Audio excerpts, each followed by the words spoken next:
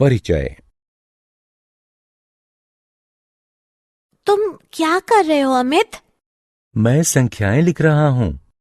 ओ, प्राकृतिक संख्याएं। क्या तुम जानते हो कि यदि हम इसमें शून्य जोड़ दें तो उन संख्याओं को क्या कहते हैं? मैं जानता हूँ। अब ये पूर्ण संख्याएं बन गई हैं। और अब ये क्या है? ऋणात्मक संख्याएं। हाँ, ये ऋणात्मक संख्याएं हैं और इन संख्याओं के समूह को पूर्णांक कहते हैं। क्या तुम जानते हो कि दूसरे प्रकार की संख्याएं भी होती हैं जिन्हें परिमेय और अपरिमेय संख्याएं कहते हैं? परिमेय और अपरिमेय संख्याएं ये क्या होती हैं? आओ इनके बारे में विस्तार से चर्चा करें। उद्देश्य।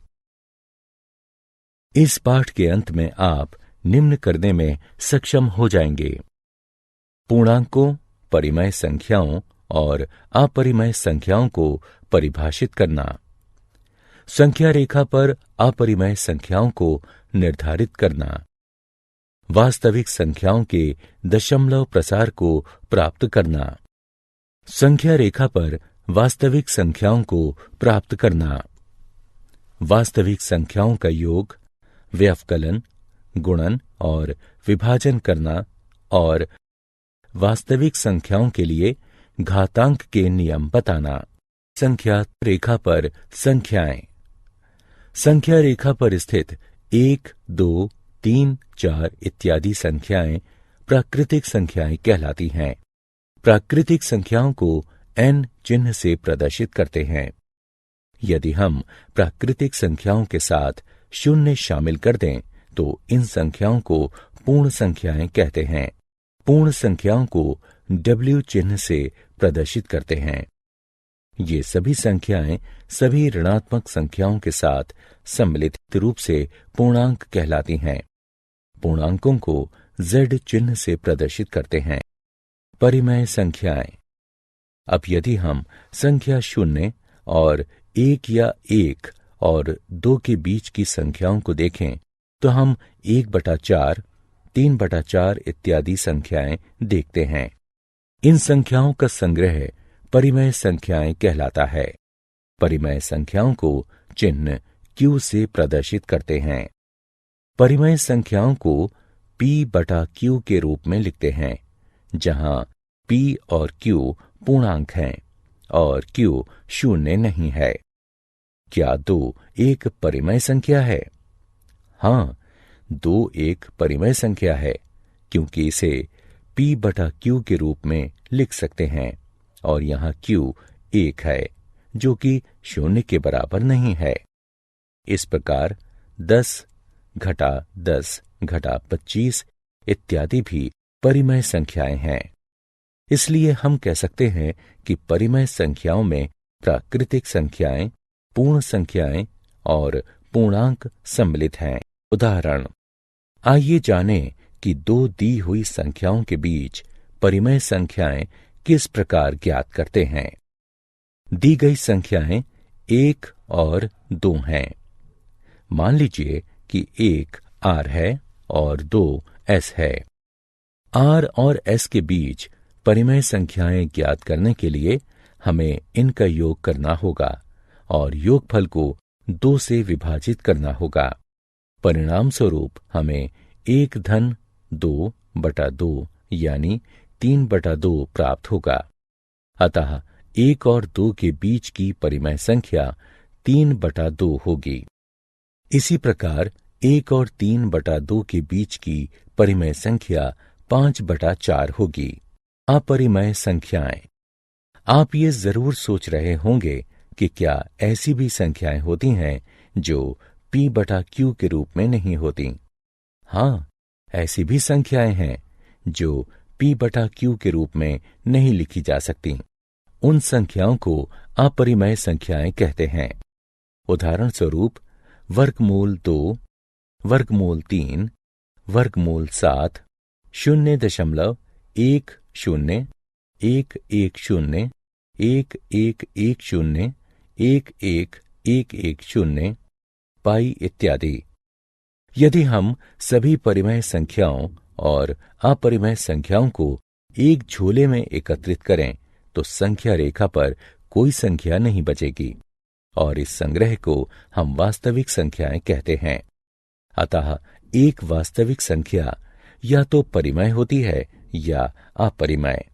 संख्या रेखा पर अपरिमेय संख्याएं। अब हम संख्या रेखा पर अपरिमेय संख्याओं को निर्धारित करना सीखेंगे।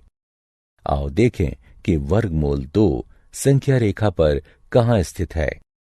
इसके लिए हम पहले एक एकक वर्ग OABC लेंगे जिसकी प्रत्येक भुजा की लंबाई 1 एकक हो।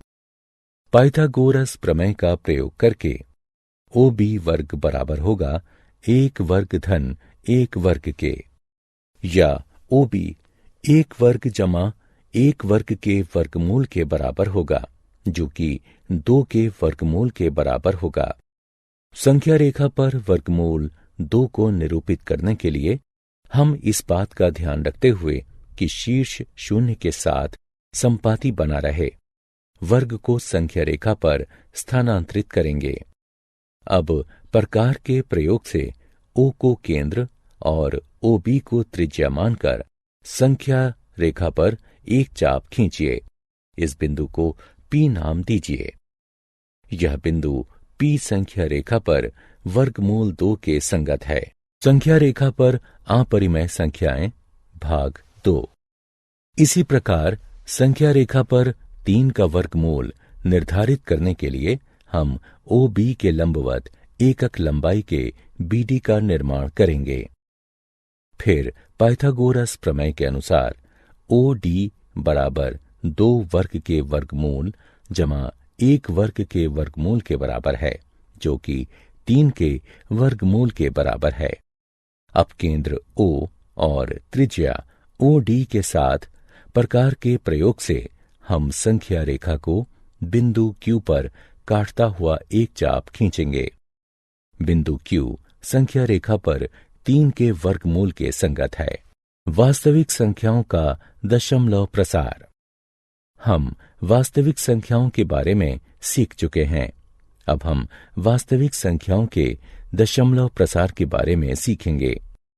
इस प्रसार से हम परिमेय और अपरिमेय संख्याओं के बारे में विभेद कर सकते हैं। आइए पहले परिमेय संख्याओं को लें। हम इन 3 संख्याओं का दशमलव प्रसार ज्ञात करेंगे। यहां हम देख सकते हैं कि 10/3 के दशमलव प्रसार में हमें शेष 1, 1, 1, 1, 1 प्राप्त हुआ।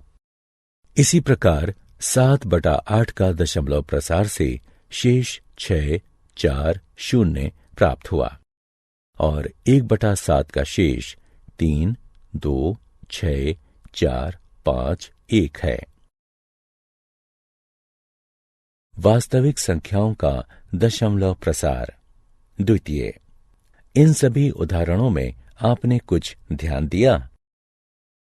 ध्यान दीजिए कि शेष या तो एक चरण के बाद 0 हो जाता है या फिर खुद को दोहराता है। आइए इन सभी मामलों को एक एक करके देखें। पहली स्थिति, यदि शेष 0 हो जाता है तो दशमलव प्रसार कुछ निश्चित चरणों के बाद समाप्त हो जाता है। ऐसी संख्याओं का दशमलव प्रसार शांत होता है। दूसरा मामला, यदि शेष कभी भी 0 नहीं होता या स्वयं को दोहराता नहीं है तो ऐसी संख्याओं का दशमलव प्रसार अनवसानी आवर्ती होता है। उदाहरण, आइए एक उदाहरण देखें। 1/3 एक परिमेय संख्या है। 1/3 का दशमलव प्रसार 0.3333 इत्यादि है।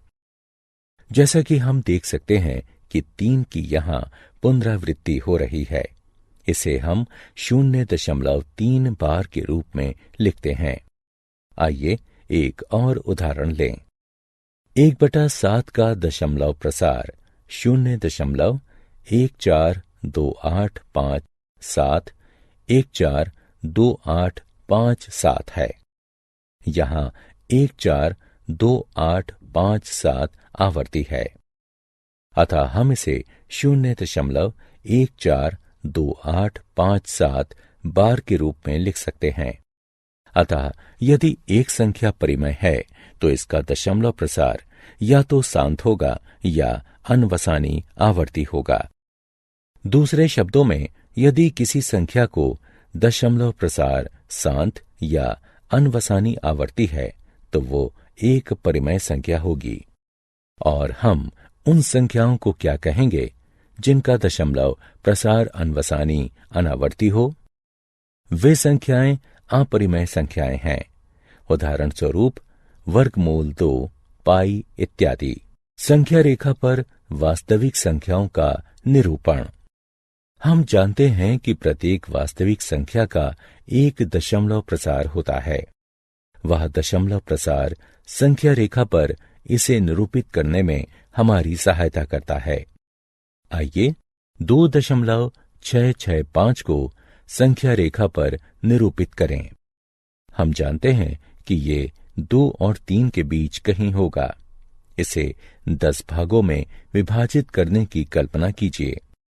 संख्याओं के स्पष्ट दृश्य के लिए अब पहला भाग 2.1 को निरूपित करता है और दूसरा भाग 2.2 को इत्यादि।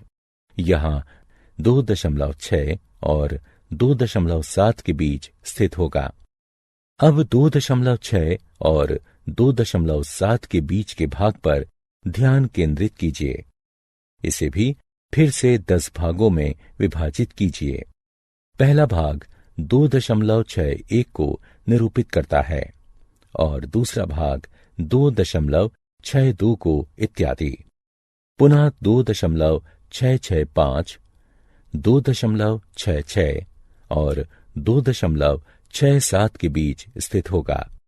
आइए अब रेखा के इस भाग पर ध्यान दें और इसे 10 बराबर भागों में विभाजित करने की कल्पना करें। पहला भाग 2.661 को निरूपित करेगा और दूसरा भाग 2.662 को इत्यादि। 2.665 इस उप विभाजन का 5वां चिन्ह है।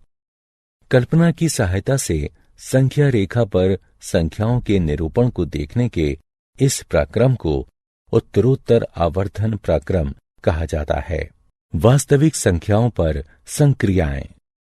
क्या आप बता सकते हैं कि 2 परिमेय संख्याओं को योग, व्यवकलन, गुणन या विभाजन से क्या प्राप्त होता है?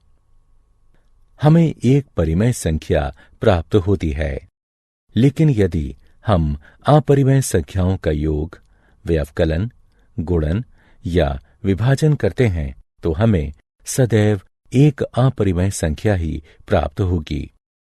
अब सोचिए, यदि हम एक परिमेय संख्या का किसी अपरिमेय संख्या से योग या गुणन करें तो हमें क्या प्राप्त होगा? हमें जो परिणाम प्राप्त होगा वह एक अपरिमेय संख्या होगी। आइए अब कुछ उदाहरण देखें। उदाहरण, आइए 2 वर्गमूल 2 जमा 5 वर्गमूल 3 और वर्गमूल 2 घटा 3 वर्गमूल 3 का योग करें। हम इसे इस प्रकार भी लिख सकते हैं। इस प्रकार हमें जो उत्तर प्राप्त होगा वह 3 वर्गमूल 2 जमा 2 वर्गमूल 3 है। आइए अब 8 वर्गमूल 15 को 2 वर्गमूल 3 से विभाजित करें। इसे हम इस प्रकार लिखेंगे। 8 वर्गमूल 15 को हम 8 वर्गमूल 3 और वर्गमूल 5 के गुणन के रूप में लिख सकते हैं। इस प्रकार हमें जो उत्तर प्राप्त हुआ वह 4 वर्गमूल 5 है। अतः इन उदाहरणों से हम यह निष्कर्ष निकाल सकते हैं कि परिमेय संख्याओं का अपरिमेय संख्याओं से योग या व्यवकलन अपरिमेय होता है और किसी गैर शून्य परिमेय संख्या का किसी अपरिमेय संख्या से गुणन या अनुपात अपरिमेय होता है। सर्व समीकाएं। आइए अब वर्गमूलों से संबंधित कुछ सर्व समीकाएं देखें।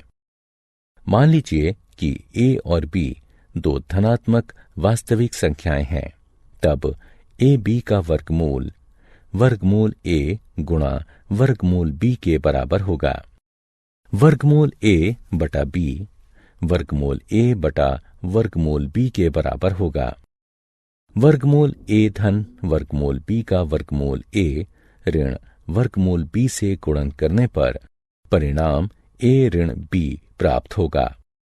a धन वर्गमूल b का a ऋण वर्गमूल b से गुणन करने पर परिणाम वर्ग a ऋण b प्राप्त होगा। वर्गमूल a धन वर्गमूल b गुणा वर्गमूल c धन वर्गमूल d बराबर होगा वर्गमूल ac धन वर्गमूल ad धन वर्गमूल bc धन वर्गमूल bd के। वर्गमूल a धन वर्गमूल b पूरे का वर्ग बराबर होगा a धन 2 वर्गमूल ab धन b के। इन सर्व समीकरणों का प्रयोग हम विभिन्न व्यंजकों के प्रयोग में कर सकते हैं। हर का परिमयकरण। अब इस संख्या को देखें। संख्या रेखा पर इसकी स्थिति बताना कठिन है, लेकिन हम इसके हर का परिमयकरण कर सकते हैं। इससे हर एक परिमेय संख्या बन जाएगा और हम आसानी से संख्या रेखा पर इसकी स्थिति बता सकते हैं। तो आइए हम हर का परिमयकरण करना सीखें।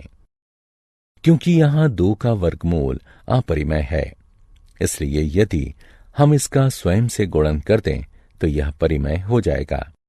अतः परिमयकरण के लिए हम 1 बटा वर्गमूल 2 का वर्गमूल 2 बटा वर्गमूल 2 से गुणन कर देंगे, क्योंकि यह 1 के बराबर होता है।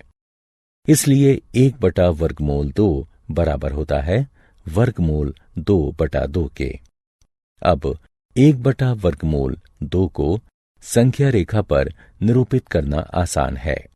यह 0 और वर्गमूल 2 के मध्य स्थित है। वास्तविक संख्याओं के लिए घातांक नियम। घातांक के नियमों को याद कीजिए। यहाँ a को आधार तथा m और n को घातांक कहते हैं। यहाँ अनुमान लगाइए कि a की घात 0 क्या होगा। हाँ, a की घात 0 1 होगा। आइए अब मान लें a 0 से बड़ी धनात्मक संख्या है तथा p और q परिमेय संख्याएं हैं। तब हम ये कह सकते हैं, गुणन में यदि आधार समान हो तो घातांकों का योग होता है। गुणन में एक ही आधार के 2 घातांकों का आपस में गुणन होता है। विभाजन में जब आधार समान होता है तो घातांकों का व्यवकलन होता है, और जब घातांक समान हो लेकिन आधार भिन्न हो और उनका गुणन हो रहा हो तो हम घातांक को उभयनिष्ठ के रूप में ले लेते हैं। उदाहरण। आइए अब इन सर्व समीकरणों के प्रयोग से कुछ उदाहरणों को हल करें। आइए पहले को सरल बनाएं। 3 का घात 1 बटा 5 है और पूरे का घात 4 है। 1 बटा 5 का 4 से गुणन करने पर 4 बटा 5 प्राप्त हुआ। अतः इसका उत्तर 3 की घात 4 बटा 5। आइए अब दूसरा उदाहरण देखें। 13 की घात 1 बटा 5 गुणा 17 की घात 1 बटा 5 बराबर है 13 गुणा 17 पूरे की घात 1 बटा 5, जो कि 221 की घात 1 बटा 5 के बराबर है। क्या आप जानते हैं, प्रसिद्ध गणितज्ञ और दार्शनिक पाइथागोरस का ग्रीस निवासी अनुयायी पाइथागोरियन पहला व्यक्ति था जिसने 400 ईसा पूर्व उन संख्याओं की खोज की जो परिमेय नहीं थीं। इन संख्याओं को अपरिमेय संख्याएं कहा जाता है। ग्रीक का जीनियस गणितज्ञ आर्किमिडीज ही वह पहला व्यक्ति था जिसने पाई के दशमलव प्रसार में अंकों को अभिकलित किया था। उसने दिखाया कि 3.140845 छोटा है पाई छोटा 3.142857 होता है। महान भारतीय गणितज्ञ और खगोलविद आर्यभट्ट 476 से 550 ईस्वी ने इसका दशमलव के 4 स्थानों तक पाई का शुद्ध मान 3.1416 ज्ञात किया था। उच्च चाल कंप्यूटरों और उन्नत कलन विधियों का प्रयोग करके 1.24 ट्रिलियन से भी अधिक दशमलव स्थानों तक पाई का मान अभिकलित किया जा चुका है। सारांश। आइए हमने जो कुछ सीखा है उसे संक्षेप में दोहराएं। किसी संख्या को हम परिमेय संख्या कहते हैं यदि इसे p/q के रूप में लिखा जा सके, जहां p और q पूर्णांक हों और q बराबर ना हो 0 से। किसी संख्या को अपरिमेय संख्या कहते हैं यदि इसे p/q के रूप में नहीं लिखा जा सके, जहां p और q पूर्णांक हों और q बराबर ना हो 0 से। किसी परिमेय संख्या का दशमलव प्रसार या तो शांत होता है या अनवसानी आवर्ती होता है। किसी अपरिमेय संख्या का दशमलव प्रसार अनवसानी अनावर्ती होता है। वास्तविक संख्याएं सभी परिमेय संख्याओं और अपरिमेय संख्याओं का संग्रह होती हैं। धनात्मक वास्तविक संख्याओं a और b के लिए निम्नलिखित सर्वसमीकाएं सिद्ध हैं। 1/वर्गमूल a जमा b के हर का परिमेयकरण करने के लिए हम इसमें वर्गमूल a घटा b बटे वर्गमूल a घटा b का गुणन करते हैं, जहां a और b पूर्णांक हैं। मान